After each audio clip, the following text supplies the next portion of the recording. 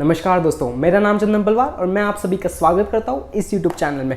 तो दोस्तों, आप सब जानते हैं कि इस टाइम पे IPO रिलीज़ होते जा रहे हैं पूरे सितंबर के महीने में। इस टाइम पे हर सितंबर में बहुत सारी डेट्स में IPO पैक्ड अप है। बाकी बहुत सारी कंपनीज है जो IPO के लिए रजिस्टर कर चुकी है और किसी की तो डेट्स आ चुकी है और किसी की डेट्स आने वाली है। तो दोस्तों, सबसे पहले हम ये समझेंगे कि IPO क्या होता है। तो IPO होता है इनिशियल पब्लिक ऑफरिंग। अब IPO क्यों एक कंपनी लॉन्च करती है? एक कंपनी IPO लॉन्च करती है तब उसे अगर उसे शेयर मार्केट में या फिर इक्विटी मार्केट में अपना पैसा, अपनी कंपनी रजिस्टर करनी है, ताकि वो आप लोगों को, जनरल पब्लिक को, नॉन इंस्टीट्यूशनल्स को और भी अदर फाइनेंस कंपनीज को, इंस्टीट्यूट्स को वो ऑफर करती है अपनी कंपनी के shares in respective of your money और आई मीन योर कैपिटल। ठीक है, तो IPO मतलब सिंपल सा ये होता है। अब इस टाइम पे हमने देखा है कि अब बहुत सारी कंपनीज आ चुकी है। अब जैसे रोसरी बायोटेक का IPO आया था, वो आया और उसने एकदम मार्केट में पूरा भूचाल मचा दिया, जैसे कि उसका स्टॉक प्राइस कहाँ था और कहाँ पे वो लैंड हुआ। तो दोस्तों, इसकी एक बहुत ही बड़ी मैं इस टाइम पे बेसिक नहीं बताऊंगा आप लोगों को कि क्या होता है क्या नहीं होता है, क्योंकि इस टाइम पे हमारे पास बहुत ही लिमिटेड टाइम है। क्योंकि मैंने आपको जैसे बताया कि 3 IPOs आ गए, तो 3 IPOs के बारे में मुझे अभी डिस्कवर करना है आप लोगों के साथ। उनके सारे ब्रीफ बताओगे मैं आपको, उसमें बिजनेस क्या उनके बिजनेस ग्राउंड्स है और उसमें उनके रेवेन्यू ऑपरेशंस क्या है, उनके क्या से रेवेन्यू स्ट्रीम आ सकते हैं।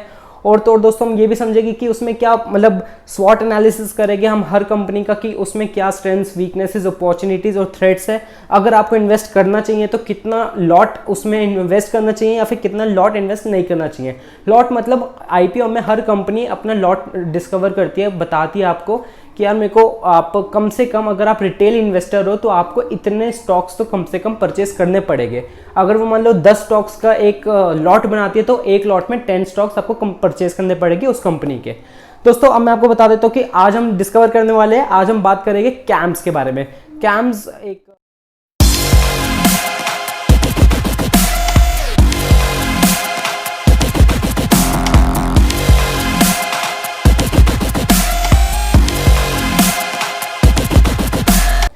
तो दोस्तों, कैम्स का IPO रजिस्टर हो चुका है इस टाइम पे। अब कैम्स की जो IPO की डेट है वो है 21 सितंबर से लेकर 23 सितंबर तक।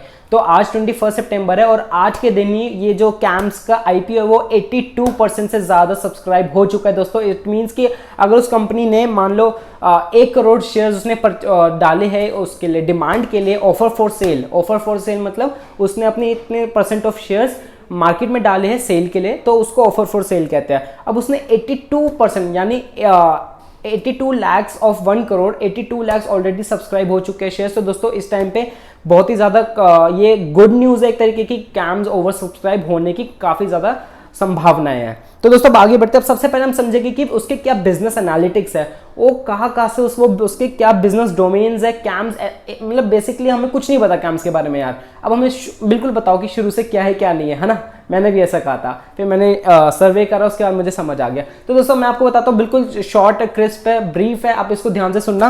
तो दोस्तों, सबसे पहले जो बिजनेस डोमेन है वो ये है कि वो इलेक्ट्रॉनिक पेमेंट कलेक्शन सर्विसेज वो प्रोवाइड करता है। अब इसका मतलब क्या, ये सबसे बड़ी चीज़ है समझने की। दोस्तों, इलेक्ट्रॉनिक पेमेंट कलेक्शन सर्विसेज मतलब कि वो कुछ कंपनीज को ये सर्विसेज प्रोवाइड करती है कि मैं आपको एक पोर्टल प्रोवाइड करूंगा जिसमें आपकी जितनी भी इलेक्ट्रॉनिक पेमेंट्स होगी, जो आप क्लाइंट से यानी आप लोगों से, कस्टमर्स से, अगर आपको वो पेमेंट ट्रांजैक्ट करानी है, फिर ट्रांजैक्शन करानी है इलेक्ट्रॉनिक उसमें, तो अब वो कैम्स उसको प्रोवाइड करती है उन कंपनीज को, जिससे वो चार्ज करते हैं। तो दोस्तों, सेकंड डोमेन पे आप बात करते हैं, वो सेकंड डोमेन है इंश्योरेंस रिपोजिटरी सर्विसेज। अब ये क्या चीज़ है इंश्योरेंस रिपोजिटरी सर्विसेज? दोस्तों, इंश्योरेंस रिपोजिटरी सर्विसेज एक ऐसी चीज़ है, जैसा कि आप जानते हैं, आप सब इंश्योरेंस कराते हैं आप अपनी बाइक इंश्योरेंस कराते हैं, गाड़ी की इंश्योरेंस कराते हैं, हेल्थ इंश्योरेंस, लाइफ इंश्योरेंस, बहुत तरीके की इंश्योरेंसेज होती है।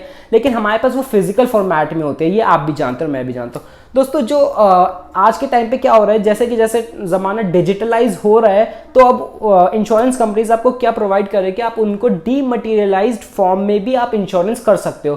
तो दोस्तों, ये डीमटीरियलाइज्ड फॉर्म में कौन करा रहा है? कैम्स करा रहा है, राइट। अब दोस्तों, थर्ड पे आते हैं। अब अकाउंटिंग एंड रिपोर्टिंग सर्विसेज, अब ये थर्ड सबसे बड़ा बिजनेस डोमेन है। ये काफ़ी ज़्यादा मेजर बिजनेस डोमेन है, क्योंकि ये सबसे ज़्यादा रेवेन्यू सोर्स इससे कमा रही है कंपनी। मैं आपको बताता हूँ इसका क्या ब्रीफ है, इसका क्या मतलब है।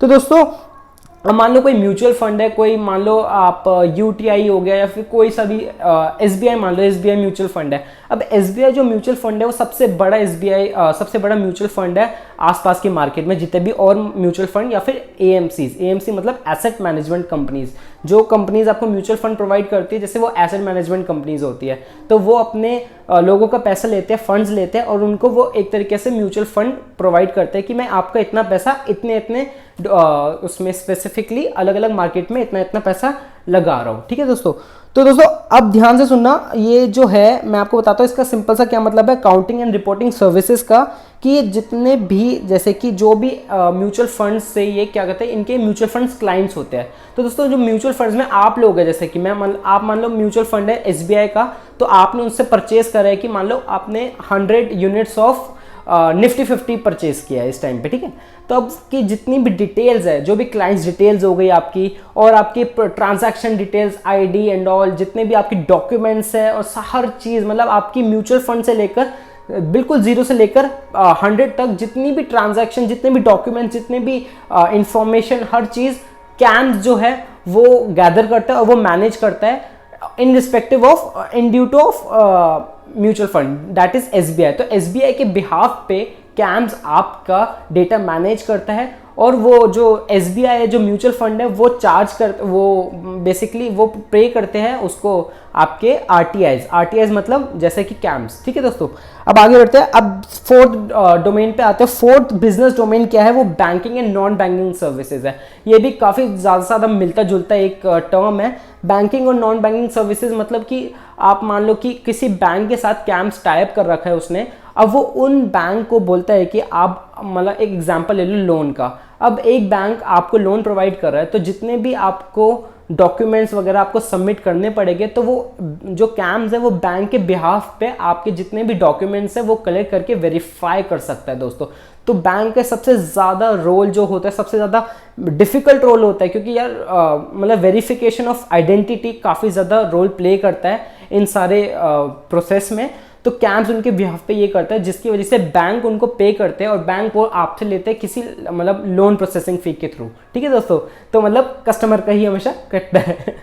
अब आगे बढ़ते हैं। अब फिफ्थ डोमेन पे आता है। फिफ्थ डोमेन है KYC प्रोसेस। अब KYC आप जानते हैं कि नो योर क्लाइंट या फिर नो योर कस्टमर। तो दोस्तों नो योर कस्टमर में क्या होता है कि आप जैसे कि जानते हैं कि यार मेरे को कोई चीज़ करानी है तो मुझे KYC आप कराना मैंडेटरी हो गया, हर चीज़ में मुझे KYC कराना है। अगर मुझे स्टॉक मार्केट में भी निवेश करना है तो मुझे KYC प्रोवाइड करना पड़ेगा। पेटीएम में सबसे पहले शुरू हुआ था KYC का जो भी ड्रामा है, बट ये ड्रामा नहीं है एक्चुअली, इसकी काफ़ी ज़्यादा इंपॉर्टेंस है और अहमियत है, ये आप बाद में समझेंगे। चलिए दोस्तों, और 6 डोमेन पे बात करते हैं। 6 डोमेन है software solutions in mutual funds and AMC। Software solution मतलब वो म्यूचुअल फंड्स को, जैसे SBI, UTI एंड और भी जितने भी म्यूचुअल फंड्स या फिर AMC एसेट मैनेजमेंट कंपनीज है, वो उनको एक सॉफ्टवेयर सॉल्यूशन प्रोवाइड करते हैं कि वो अपना जितना भी ओवरऑल इंफॉर्मेशन है वो उसको कैच कर सके और उसको अच्छे से मेंटेन कर सके। क्योंकि इतनी सारी इंफॉर्मेशन, मतलब इतना ज़्यादा स्कैटर्ड, इतने सारे क्लाइंट्स, इतने सारे इंस्टीट्यूशन जिनको वो प्रोवाइड कर रहे हैं अपने फंड्स, अब उनका डेटा मैनेज करना, उनका सब कुछ मैनेज करना, तो वो चीज़ कैम्स करता है।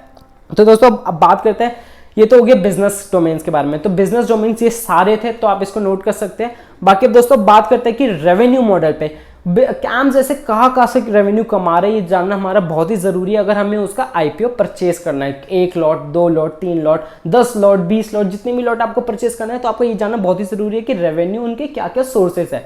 तो दोस्तों पहले मैं आपको बता देता हूँ कि जो उसका 80% ऑफ रेवेन्यू ऑफ कैम्स मतलब कंप्यूटर एज मैनेजमेंट सर्विस जो कंपनी है, उसका 80% ऑफ टोटल रेवेन्यू वो अर्न करता है by providing services to mutual funds. मतलब म्यूचुअल फंड्स को जो भी वो सर्विसेज प्रोवाइड करता है, जैसे कि जितना भी डेटा मैंने आपको बताया था, थर्ड पॉइंट अगर आप बैक करके देख सकते हैं, तो थर्ड पॉइंट जो था, आप उसमें जितने भी कस्टमर की क्लाइंट्स की डिटेल्स हो गए, फंड डिटेल्स हो गए, फंड मैनेजमेंट हो गया, AUM मतलब एसेट अंडर मैनेजमेंट की, मान लो एक म्यूचुअल फंड ने ये फंड लॉन्च करा है मार्केट में, तो उसके पास जितने भी आप लोगों का पैसा इकट्ठा हो जाता है, तो वो एसेट अंडर मैनेजमेंट की टर्म आ जाती है। मतलब 10 लाख करोड़ रुपए का एसेट अंडर मैनेजमेंट है। मतलब इसका मतलब ये है कि 10 लाख करोड़ रुपए के या फिर शेयर्स आप लोग इसमें इस फंड पे आ रखे ऑलरेडी, मतलब सब्सक्राइब हो रखे हैं। कैम्स की जो सेकंड रेवेन्यू स्ट्रीम है वो ये है कि वो जितना भी म्यूचुअल फंड्स से जो भी उनको सर्विसेज प्रोवाइड करती है तो वो उस पर एक छोटी सी कमीशन लेती है अंडर एसेट अंडर मैनेजमेंट। मतलब एसेट अंडर मैनेजमेंट जो भी इतनी बड़ी फिगर मैंने आपको बताई थी 10 लाख करोड़ या फिर कोई भी वॉटेवर जो भी आप मान लो, हर कंपनी की अलग अलग होती है, तो उसकी जितनी भी फिगर है उस पर तो पॉइंट्स में आपकी कमीशन चार्ज करती है। पॉइंट्स में भी आप सोच लो 10 लाख करोड़ का कितना होगा, आप और मैं तो यहाँ होएंगे नहीं तो और फ्रेंड्स, म्यूचुअल फंड जो भी टॉप 4 म्यूचुअल फंड्स है हमारे इंडिया कंट्री में दोस्तों, 4 से टॉप 4 जो भी म्यूचुअल फंड्स है वो कैम्स के क्लाइंट है। तो दोस्तों कैम्स से बच के रहना चलो अब आगे बढ़ते हैं। अब बात करते हैं इंडस्ट्रियल एनालिसिस की कि इस कैम्स के आसपास जितनी भी जो भी इसकी इंडस्ट्री है उसका क्या एनालिसिस है, उसके क्या रिपोर्ट्स है। तो दोस्तों इसका जो देखा गया है, कैम्स जो है वो हर साल जो उसकी CAGR है, कंपाउंडेड एनुअल ग्रोथ रिटर्न, मतलब जो हर साल वो जितना परसेंट से बढ़ रहा है वो 18% है उसका CAGR। तो it is a nice thing. And उसके दोस्तों जो AUM अगर मैं आपकी बात करता हूँ, जैसे कि एसेट अंडर मैनेजमेंट की अगर मैं बात करता हूँ, हर कंट्रीज की जो एसेट अंडर मैनेजमेंट, अगर हम मान लो हर म्यूचुअल फंड का टोटल एक फंड मैनेज कर ले, जैसे कि एसेट अंडर मैनेजमेंट इंडिया का इतना XYZ, ठीक है, मतलब इतने सारे जितने भी पूरी इंडिया में जितने भी लोग हैं उसका टोटल AUM इतना बनता है मान लो, ठीक है। और ऐसे हर कंट्रीज का वो एसेट अंडर मैनेजमेंट होगा, बिल्कुल होगा। दोस्तों जो इंडिया की GDP हो गई या फिर कोई भी कंट्री की GDP हो गई, अगर हम AUM को मैच करें GDP से कंट्री की, तो दोस्तों बात करते हैं काफ़ी ज़्यादा शॉकिंग है, ध्यान से सुनना।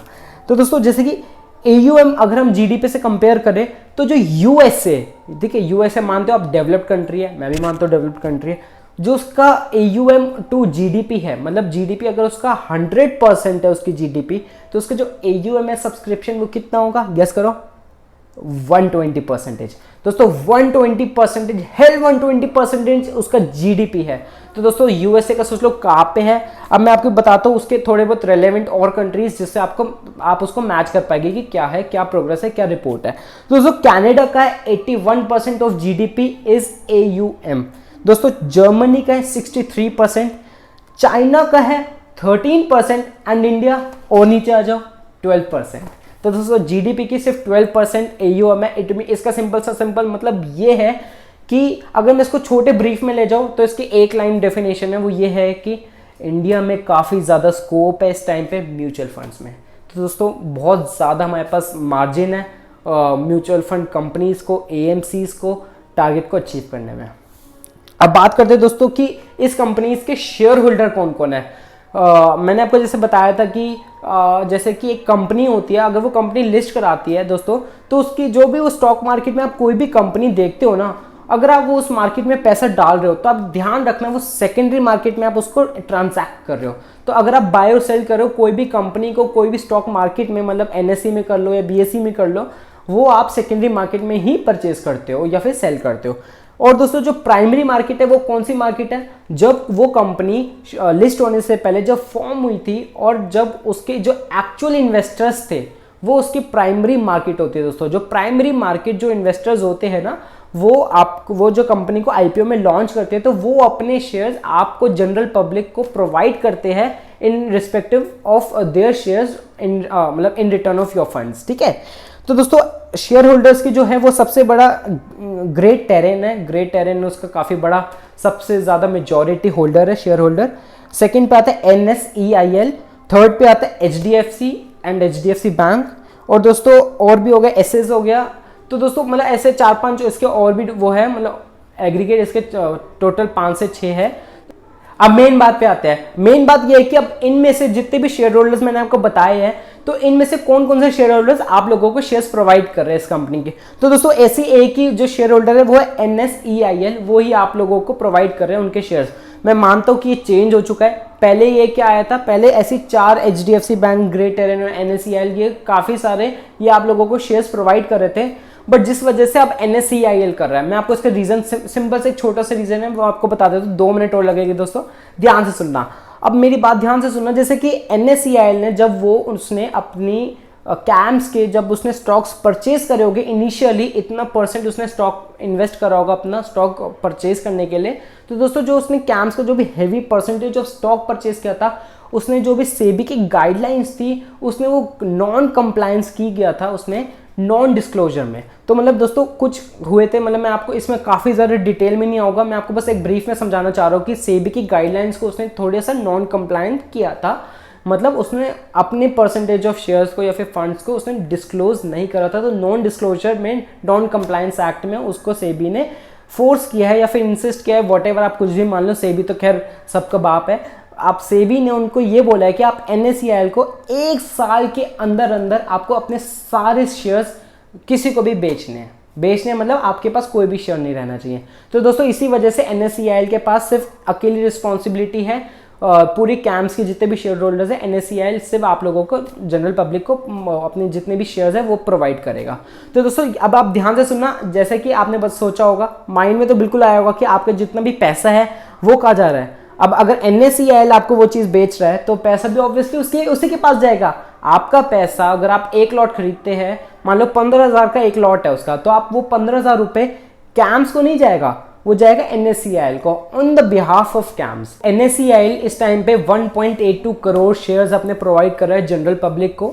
और तो दोस्तों जो इसकी सेकंड कंप्लायंस थी वो ये है कि सेबी ने NSEIL को ये भी बोला है कि आप अब कैम्स के जो भी डायरेक्टर है, कोई भी बोर्ड ऑफ डायरेक्टर जो भी कैम्स का मतलब नंबर ऑफ डायरेक्टर्स में से जो भी स्पेसिफिक डायरेक्टर जो भी NSEIL से थोड़ा बहुत रिलेटेड है या लिंक्ड है, आपको उसको रिमूव करना पड़ेगा। तो दोस्तों ये 2 कंडीशंस रखी गई है सेबी ने। अब वो चीज़ उनको कैम्स जो है वो उस चीज़ पे खड़ा उतरा है, वो उस चीज़ करके दिखाएगा।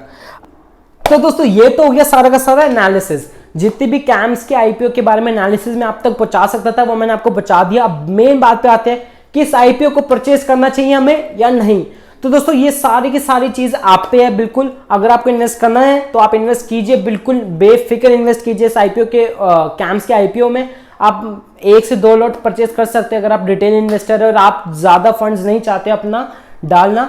मैं आपको बता देता हूँ कि फर्स्ट डे में, डे 1 पे वो 82 से 83% ऑलरेडी सब्सक्राइब हो चुका है दोस्तों, तो एक गुड साइन है। तो आप you can go for it. चलिए दोस्तों इसी के साथ मैं ये वीडियो एंड करता हूं। अगर आपको ये वीडियो पसंद आई, अगर आपको ये वीडियो इन्फॉर्मेटिव लगे तो आप इसको नीचे दिए गए सेक्शन पे लाइक कर सकते हो और आप कमेंट में डाल सकते हो कि आपको ये चीज समझ नहीं आई या फिर आपको ये टॉपिक के बारे में और कुछ समझना है, तो बेफिक्र आप टेंशन फ्री डाल सकते हैं दोस्तों। तो दोस्तों अगर आपने अभी तक सब्सक्राइब नहीं किया इस चैनल को, आप सब्सक्राइब कर दीजिए और भी जितनी भी लेटेस्ट इंफॉर्मेशन आती रहेगी वो आप तक पहुंचती रहेगी। चलिए दोस्तों इसी के साथ मैं आप सभी से अलविदा कहता हूं। जय हिंद, जय भारत।